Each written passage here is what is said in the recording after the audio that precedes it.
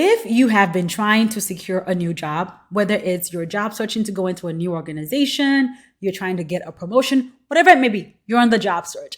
This is the episode you need to be watching, okay? Because I am breaking down step by step everything that goes into having a successful job search. What do I mean by successful job search? Securing a job that you enjoy while increasing your salary.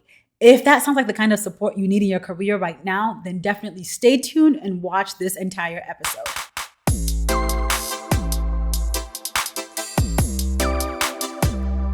Hi, if this is your first time here, welcome. I'm Dr. 𝙁𝙤𝙧. I'm a career counselor and coach, and I help women who are unhappy at work get super clear about who they are so they can find a fulfilling career and job search with confidence. Let's get into today's episode.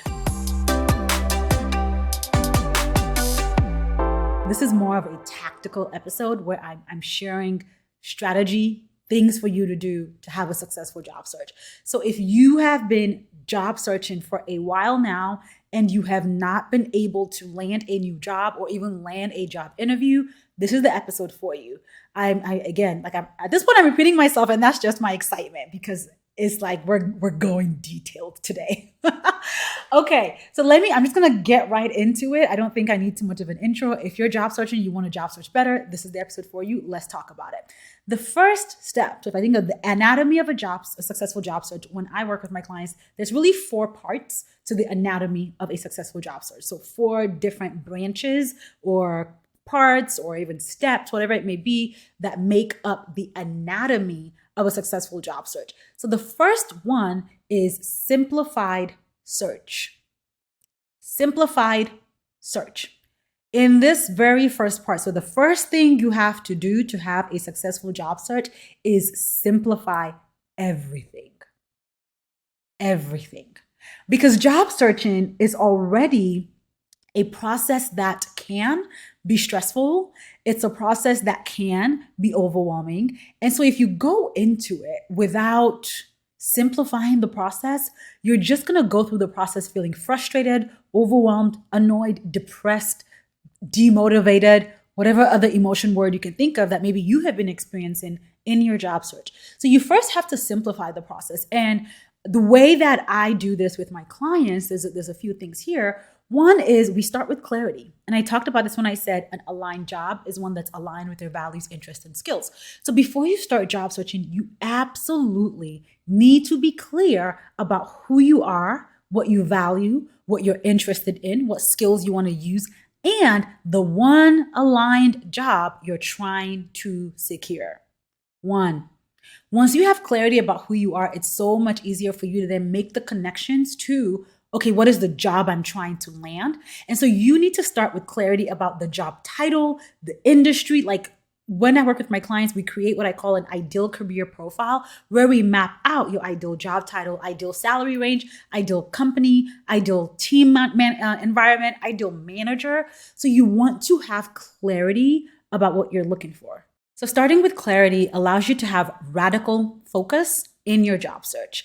The other thing you want to do when you're simplifying the search is also create a realistic schedule so that you have a simple schedule to follow that lists, the tasks you need to do daily, weekly, or monthly in your job search, the activities that you need to engage in to secure a role. And I have something that I call the peace schedule that I help my clients create at the beginning of a job search that helps you really think through what you need to include in your job search. So with the P schedule, the P stands for prioritize and plan.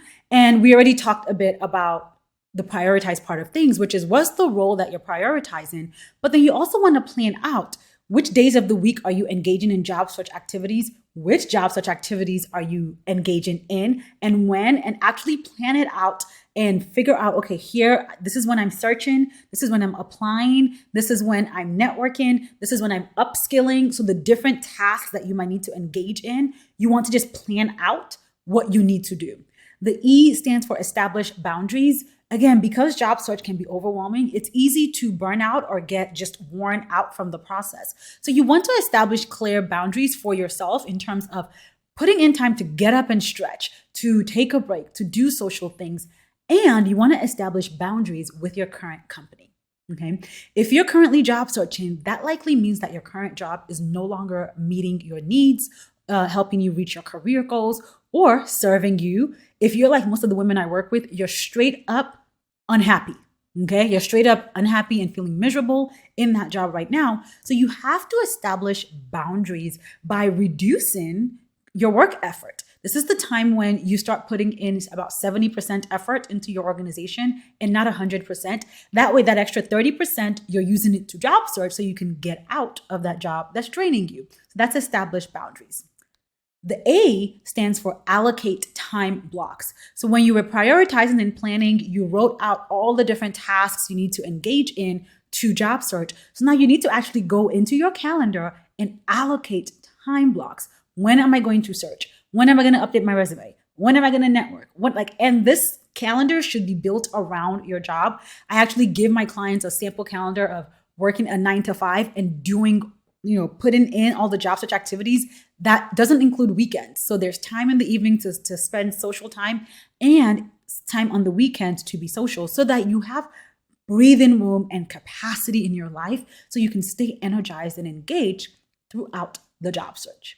The C in peace schedule is to celebrate your progress. So celebrate everything. Job searching can be stressful. I'm going to keep saying that because I think oftentimes when you don't go in with that mindset, it's so easy to become disillusioned and just stop searching. So I always want people to have a realistic approach to what job searching is going to look like.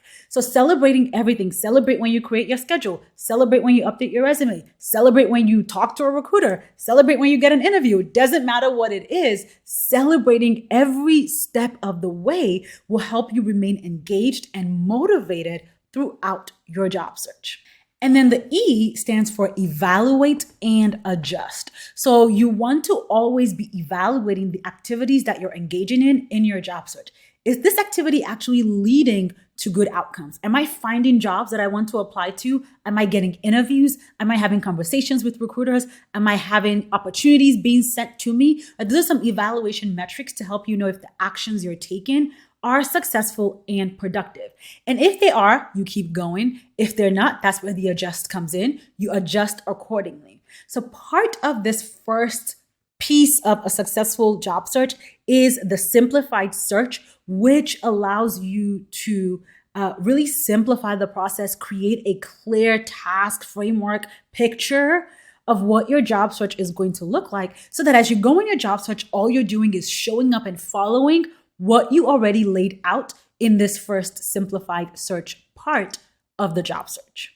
The second part of a successful job search is intentional networking.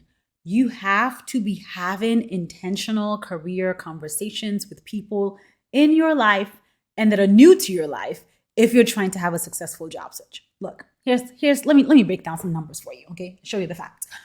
Only about 40% of available jobs are ever posted on a job board. So if there are 100 jobs available that align with what you're looking for, you're almost sure that only 40 of those will be publicly shown on a job board. 60 of those jobs are somewhere that you've never seen. Okay. And those 60 are in what we call the hidden job market. The hidden job market are the different roles that are actually open and hiring, but that aren't shown anywhere. And usually the way people tap into the hidden job market is by having conversations. Simple. You got to be talking to people to find these jobs. You have to be talking to your network, people you already know, past mentors, past bosses, new connections that you're making, key stakeholders at the organizations you're trying to land in or in the industry you want to go into. You need to be having conversations with different people for you to successfully land a job that you enjoy. So when we think of intentional networking, the way I like to break it down is in your job search, there should be a 60-40 approach, okay? 60% applying online on job boards, LinkedIn, Indeed, Google, Glassdoor, whatever it may be, and 40% talking to people, having conversations, telling them your goals so that they can send opportunities your way. And then for that 60%, so the 60% of roles that you are submitting applications for online, you absolutely must be having a conversation with somebody for every application you submit. Let me bring that back. For every application you submit, you absolutely need to talk to somebody. Talk to the hiring manager if you can find their information. Talk to the recruiter if you can find their information. Find somebody who works in the company and talk to them if you can't find the information of everybody else. But the point is, and this is something I always tell my clients, I don't let my clients submit job applications without talking to somebody. Now, you can talk to the person before or after. It's up to you, and that kind of just depends on how you want to approach it. But having conversations lead to conversions. Having conversations will lead you to more interviews and more job offers. So that 60% part is every job you apply for online, you should be having a conversation with somebody.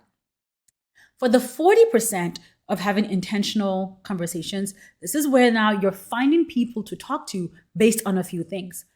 The target organization. So if you know the organizations you're trying to land a job in, then you're reaching out and having conversations with people who work in those organizations. Your target field. So talking to people who are already doing the work you want to do, because you never know what connections they might have. Your target industry. So talking to people in the industry that you're trying to go into, because once again, you never know what opportunities they might have. So when you're having conversations, you're talking to people and you usually start by just asking them about the work they're doing, about the organization, about themselves. And then towards the end is where, you might say something like, thank you so much for your time. As I'm looking to secure this role in this type of industry, do you have any advice for me? And sometimes they might say, oh yeah, I actually have somebody who's hiring, or send me a resume, we're about to hire, or let me connect you with somebody else that I think can help you. You never know. And all three of those have happened to different clients of mine. But the point is, you're usually leading these conversations, trying to learn more and get information from the person you're talking to. You're not going and saying, hey, I need a job. Can we have a conversation? Most people are going to say no to that because what's in it for them? Not much. But people like talking about themselves. So when you approach it with, hey, I would love to learn more about you and the work you're doing because I have an interest in this work, they're more likely to say yes, have a conversation with you. And from there, that can land to an opportunity. I think of one of my clients, Marissa, who just secured a new role with a 13K salary increase.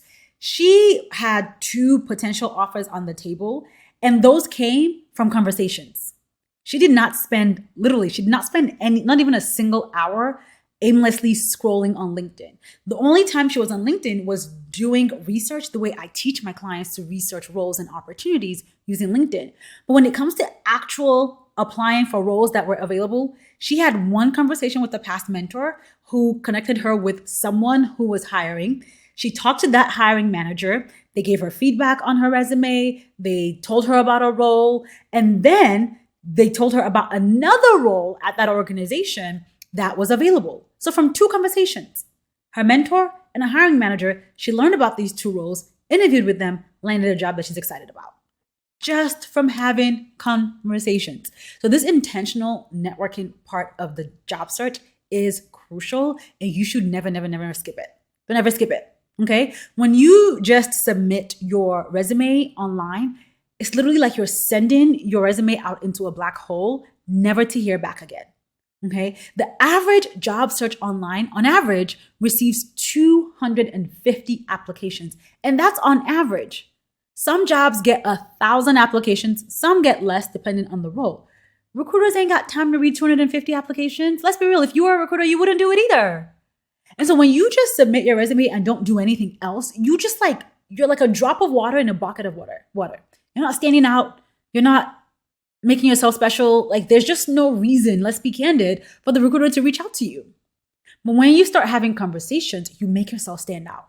You add a face to the name on the resume. You add personality to the application.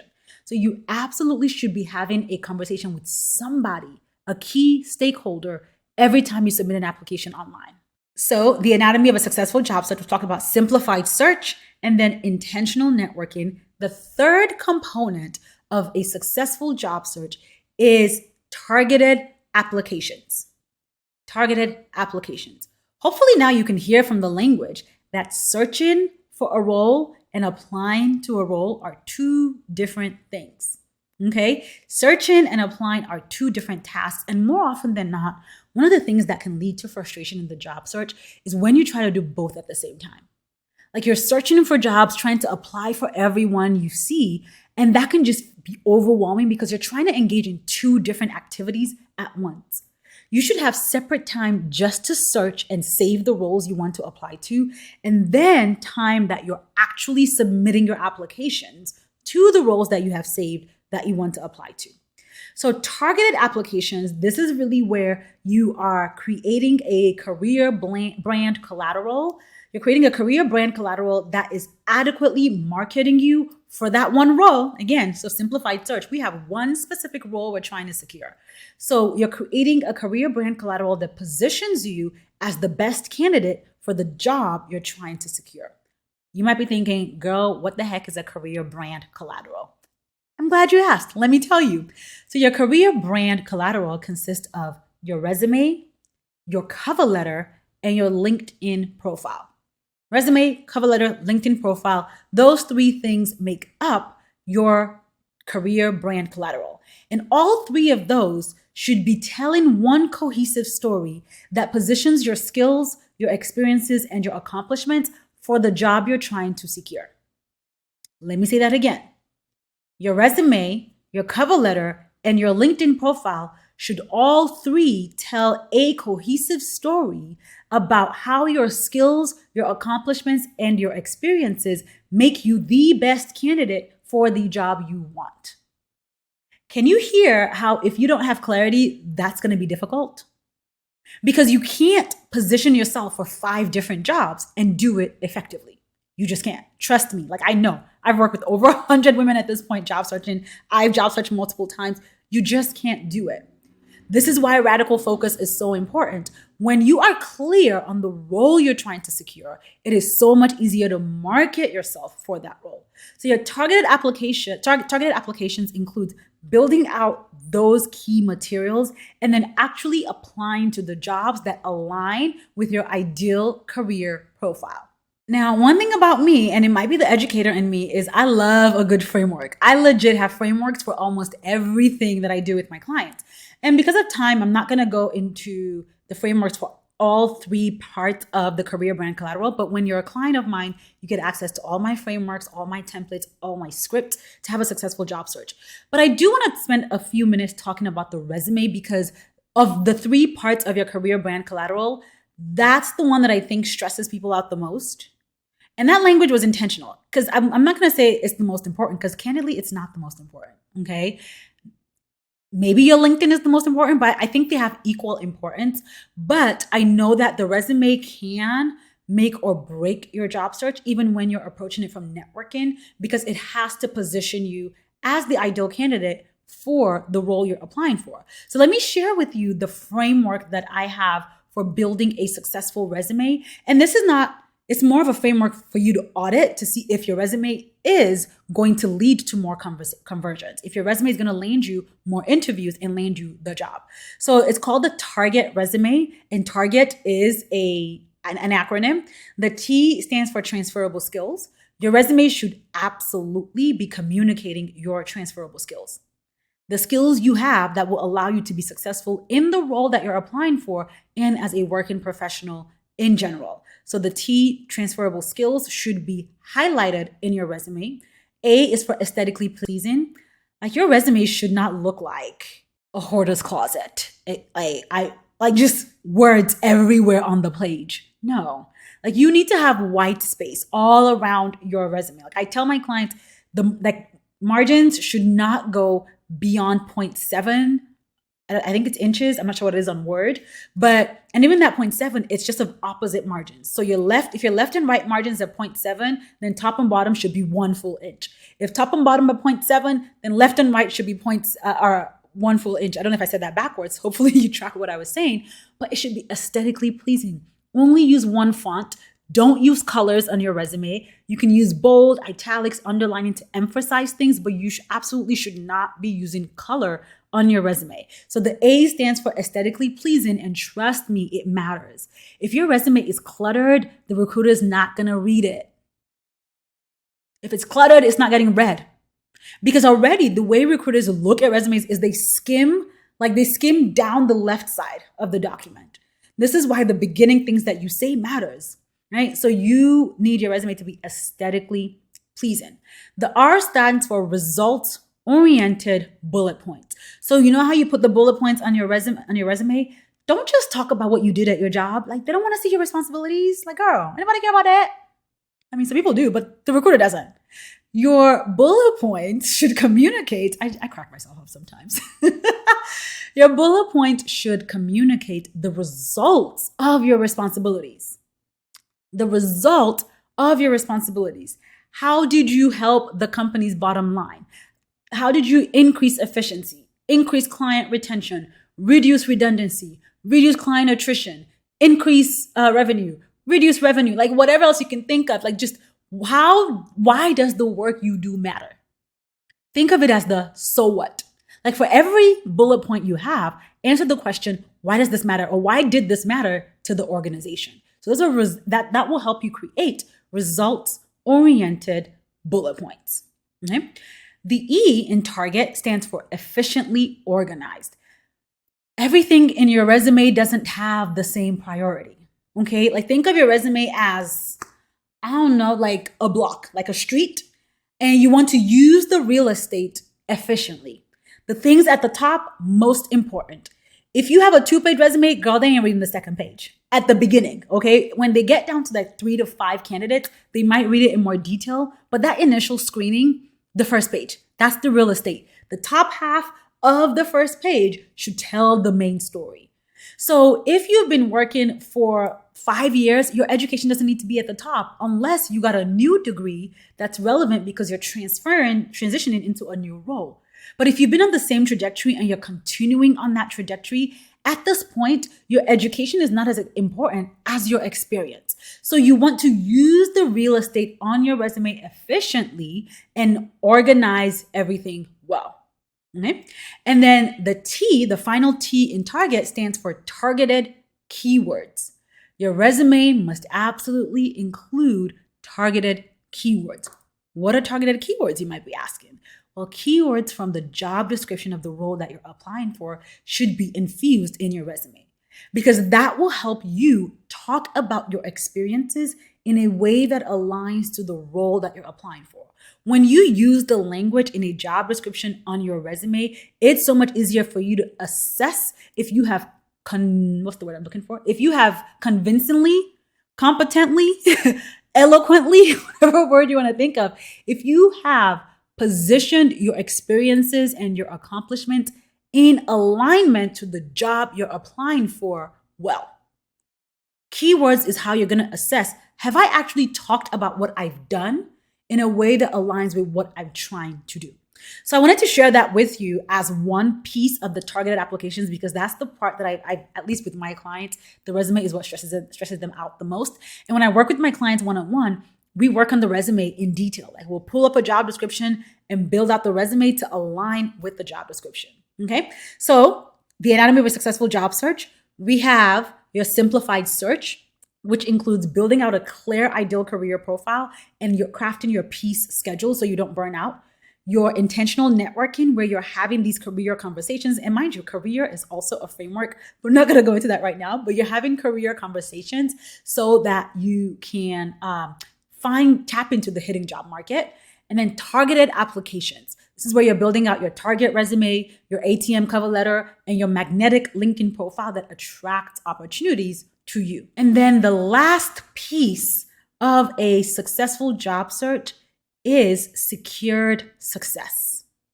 Secured success. This is where we secure the bag and we successfully land the job. That's pretty much why it's called secured success. We're landing the job successfully and we're securing the bag. And so this is where you're now thinking of your interviews and negotiation. That's what goes into secured success.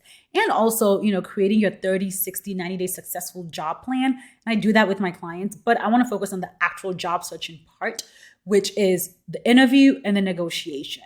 So with the interview, you are mapping out what I call your BDA interview schedule. And that just stands for before, during, and after the interview. So you should know there are activities you should be doing before the interview, researching the role, researching the organization, researching who's going to interview you. If it's an in-person interview, researching the location so you know where you're going and where you need to park. If it's virtual, making sure your environment is conducive for you to have the interview. That's the before, reviewing your resume and comparing it to the role so that you're ready to answer questions, building out what I call your job search strategy that I build with my clients, where we map out your responses to questions like, tell me about yourself. Why do you want your job? What's your greatest weakness? What's your greatest strength? And then we use the job description. When I work with clients, we use the job description to actually create potential questions that you might be asked in the interview. So you want to, before the interview, prepare for the interview. Then during the interview, you have your core career stories in mind that you're going to use to answer questions. You have your questions in mind that you're going to ask them so that you can audit if that organization is a fit for you. Because what you have to recognize is when you're interviewing, you are also interviewing the organization. They aren't just interviewing you. So you have to come prepared with questions and not just random questions. I remember one of my clients, Lauren, said this once, how, before she worked with me, she used to just kind of like go on the company's website and look at their like mission and values and just ask generic questions so that they know that she did her research. But I don't do that with my clients. No. We're asking genuine questions that help you audit if an organization is aligned with your values. So if one of your values is mentorship, then you're asking them, tell me what mentorship looks like for new hires. If your value is maybe good leadership, you might then ask, what would the average staff in the organization say about the leadership team? Right? Like you're asking quality questions that helps you audit if this role is actually a fit, if this organization is a fit, if this is a place you want to be in and people you want to work with. Because doing this careful audit is what will help prevent you from being in the job after like 3 weeks and being like, girl, I hate this job. Like it will help you avoid getting catfished by the organization. When you ask generic questions about an organization, you get generic answers that don't adequately let you know if the role is a fit or not. Okay. And then after the interview, by the way, let me say this since I'm giving the anatomy, one question you should always ask in an interview. No, 2 questions that I want to give you that I always have my clients ask. The first one is, towards the end, your last question should be, what are you looking for in the ideal candidate for this role? Yeah, I'm giving free game on this episode. This is things that I usually only tell my clients. But the reason why you're asking that is you can hear what they're looking for and think about if you've spoken to any of those things. And if you haven't, you can do it now. And the last question is, what is your timeline for making a decision? You need to know if they're planning to wait like 2 months, 1 week, 5 weeks. What is their timeline? That will help you manage expectations efficiently throughout the process. And then the A in BDA stands for after the interview. So there are actions you need to take. Your follow-up email to thank them, your follow-up to checking on the status, reaching out to people. So BDA is what are the things you need to do before, during, and after the interview. And then once you get the offer, first of all, let me start by saying this. Once you get the offer, regardless of what the number is, you are negotiating. Let me come in closer to my mic and say that again. Regardless of what the offer is, you are negotiating. Okay? Whether it's higher than what you expected, exactly what you expected, or lower, you always negotiate. Now, does that mean your negotiation will always be successful? Meaning, will they always go higher? No. One of my clients recently just negotiated and they did not move on the salary, but she was still happy with the offer that she got. It was still an increase for her, so she took it. But my philosophy is, if you don't ask, the answer is always no. If you don't ask, it's a no. So when you do ask, 1, there's a chance of a yes, and 2, more often than not, most organizations lowball you. Not lowball in the sense that they're offering way too low, but usually every role has a range of a salary, right? They can, for this role, they might say, we can pay this candidate between 75 and 85. What you'll find is that most hiring managers will offer you 75, which is the bottom end of the range. Very few will offer you that top 85. And then it just depends. It's hit or miss. I've never seen like a specific pattern in who does what. So negotiating allows you to ensure that you're not getting lowballed and move up that band if the organization has one. Okay, so you're always engaging in a clear negotiation process to help you push the compensation up so you can secure the bag, but also remembering that money, the actual paycheck, isn't the only thing you can negotiate. And when my clients get a whole list of things they can negotiate. I remember a client of mine, Sarah, who, when we worked together, she ended up securing a new role with a 55K salary increase. In addition to that 55K money increase, we also got increased how much they were going to pay her for childcare. She got paid for parking. And I think the last one was we got like a professional development fund. All of those things are indirectly money in your pocket because she would have had to pay for childcare no matter what. She would have had to pay for parking no matter what. And because one of her values was advancement and growth, she would have been paying for professional learning. But now the company's paying for it. So that might not reflect in your paycheck, but that's money that you're not spending. So indirectly, it's money in your pocket and has monetary value. So sometimes if they can't move on the money, they might be able to move on other things that you were going to spend money on anyway that will help you get closer to your goal or your target if the initial offer was not at that amount. So you're always engaging in a clear negotiation that allows both you and the organization to come out feeling good about the process. And this clear negotiation process is what my clients consistently use to secure 5-figure salary increases. Like that's one of my goals when I'm working with any woman who is job searching. I'm always like, how can we increase your salary by at minimum $10,000? The average my clients do is on average 35K salary increase. So when you engage in this clear negotiation process, first of all, when you have clarity, let me start from there. When you have clarity and apply for the right roles, then you end up going for roles that will come with a salary increase. And then when you engage in a clear negotiation process, you can bump that salary increase up a little bit or even a lot more. Okay? So there you have it, the anatomy of a successful job search. Simplified search, intentional networking, targeted applications, and secured success. These are the only 4 things you need to focus on to successfully land an aligned job with a 5-figure salary increase. And this process that I just shared with you, including the different frameworks that are included in there, this is exactly how I help my clients consistently secure aligned jobs with 5-figure salary increases.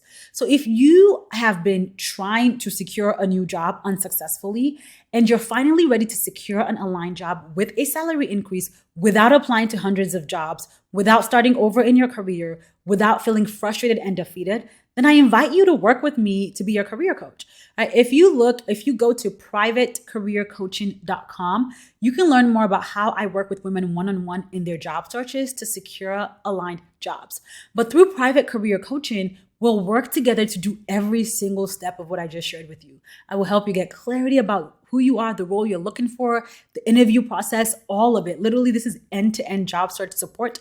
When you work with me in private career coaching, you're getting access to not just the framework, but also you're learning the skill set to be able to do this for yourself over and over and over again throughout your career. You get access to my interview scripts, my networking email scripts, my negotiation scripts, my salary negotiation scripts. You get access to templates for your resume, templates for your cover letter that just plug and play, easy to use. You get access to an entire checklist and guide sheet for creating a LinkedIn profile that is magnetic, that attracts opportunities. So go to privatecareercoaching.com to learn more about how you and I can work together to help you job search and secure an aligned job with at least a $10,000 salary increase. Again, that link is privatecareercoaching.com. Thank you for listening to today's episode. If you found it helpful, don't forget to hit the like and subscribe button, and I'll catch you in the next episode.